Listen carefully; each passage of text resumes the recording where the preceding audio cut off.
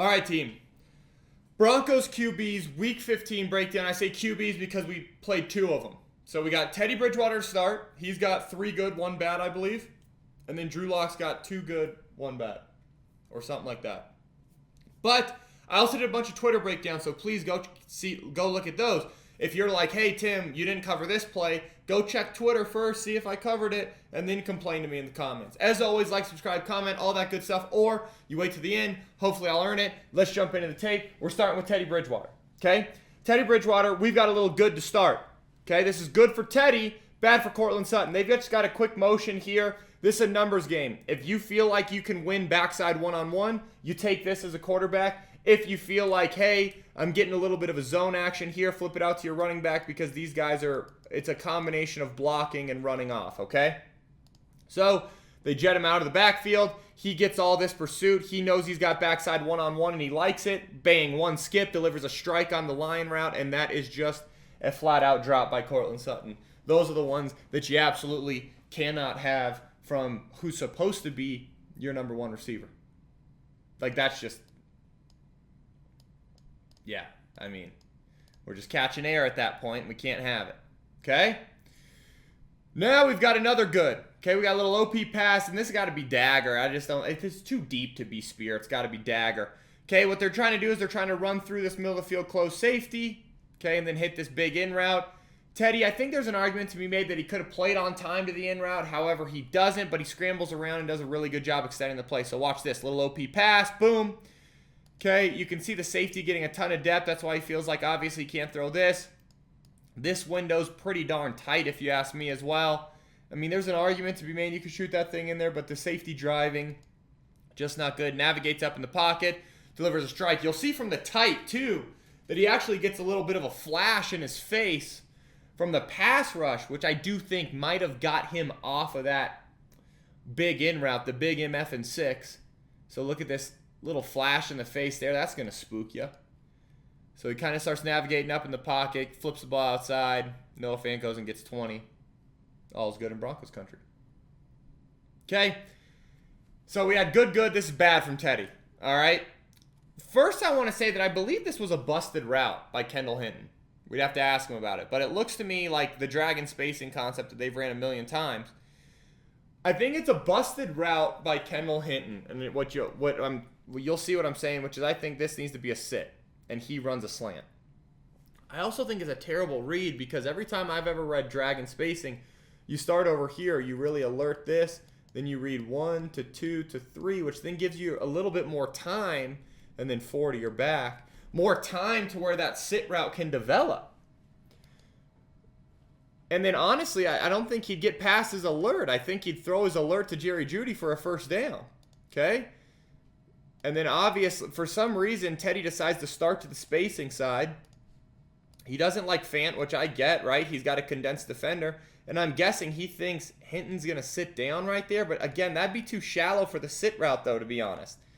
And then we just end up throwing it between Javonte and Kendall. I mean, Javonte, I hate his release. The fact that he dips inside of this versus just getting outside and getting horizontal with speed. I really hate that, but there's just no excuse for it. I don't know why. I don't know why we would throw the ball to that area. I also don't know why we would start spacing. That's just not. Yeah, and I feel like Teddy would have been a little bit more like, he's every once in a while done to Peyton. His hands if he didn't like a guy's route. I think he knows that was just kind of a SHIT ball. Anyways, last good for Teddy, though. We got a little Ocean Y Hank. Boom. Hank route in the middle. We're going to read this thing from here out, and then he bangs Timmy P on a heck of a curl route throw. You can see he knows right where to go with it. Works outside. Boom. Hits the curl route.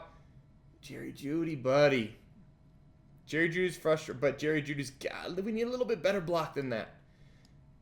I still think they gave us the out of bounds there, which is pretty great by the officiating crew. But that's not a good call. You can see him scanning his eyes, right? Okay, he doesn't like the Hank. Gets outside, sees the curl, bangs the curl. A pretty darn good route, man. Timmy P, good little player. So now we got Drew. Okay, so we're going to start with the good for Drew. This is the 50-50 ball that he throws. And I saw a lot of people on Twitter saying, oh, a little underthrown. Okay. Just wait till we get to the tight.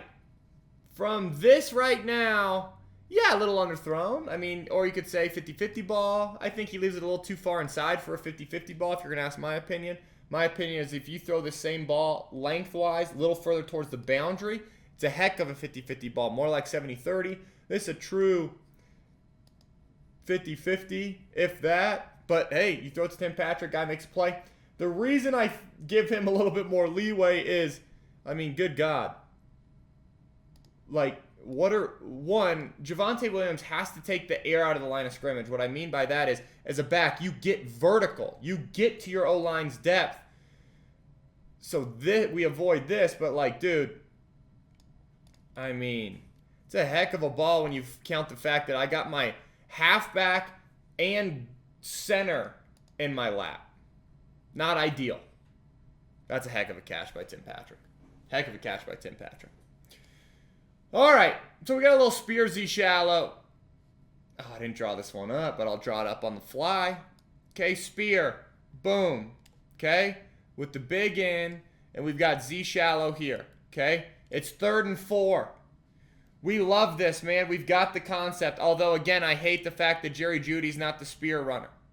But you can see Cortland's trying to get flat. I think Drew does a heck of a job navigating the pocket, honestly. We're just behind him. You cannot have it. I also would have loved to see Jerry Jeudy be the guy on that, but instead of Cortland Sutton.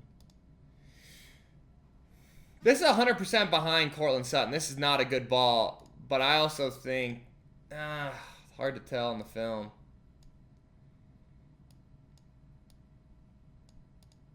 I mean, it's 100% behind him. I also think, man, there's a time and a place where you just become a superstar receiver. That would have been it. For me, and like, let's be honest, I didn't do these film breakdowns when Cortland was like, not that Cortland's not doing good, but I wasn't doing these film breakdowns when he had his outlandish year. So it's like I'm getting a different version of Cortland, so I'm probably harder on him because all you guys talk him up, and then I watch him drop those, and then, you know, he drops the Teddy Bridgewater slant early in the game. And again, not that that was a drop because there's bad balls behind him, but again, man, we don't pay you to catch the easy ones is a good general rule for an NFL receiver. We pay you to catch the hard ones, right? But I love this progression here, man. They're just going to work a little stick to the spear. Boom. Great job. I think where Drew grew a little bit, too. A little bit of pocket navigation here. I want you guys to watch it from the tight. Watch how he slides a little bit in the pocket here. Boom. Slides. Boom. Nice little ball. Great job by Alberto. So, those are the clips we have. Again, I know I didn't cover the fumble. Tim, you didn't cover the fumble. You didn't cover the... it's on Twitter. Go check it out. But all in all, the Broncos quarterbacks didn't play that bad, if I'm going to be honest. I think there's stuff, obviously, you're left wanting for. You're left wanting for a big-time ball on 3rd down that he leaves behind him. You're left wanting for a big-time ball from Teddy on 3rd down that he just throws to nobody on dragon spacing. But I do think after watching the film, based on where I saw Drew in this game on the tape, if he has to start against the Raiders, I don't feel... I'm not uncertain of my confidence level. That's a little joke at Billions if you guys watch that. If not, it's a great show. You should consider watching it, especially if the Broncos lose this week and are out of playoff contention. Give you something else to do. But it's a great show. But I do think he's got a shot to go in there and beat the Raiders. And then if he beats the Raiders, there's real discussion on what do you do for the last two. However, you know, and then obviously we should all be praying for Teddy and that he's healthy. I saw he got released from the hospital and all that jazz. But I do think there's enough on film to be confident that the Broncos are going to be okay getting through the game from the quarterback position. And I also think, man, I'm kind of excited to see, do they drive the ball down the field a little bit more? Kind of what's their angle? How do they utilize him? What do they end up going with? Hopefully they don't run any read zone. I say that a little tongue-in-cheek. But, guys, I hope you enjoyed this breakdown. Please like, subscribe, comment. Let me know what you think of the Broncos quarterback situation, and then I will see you guys next week for another video. All right, peace.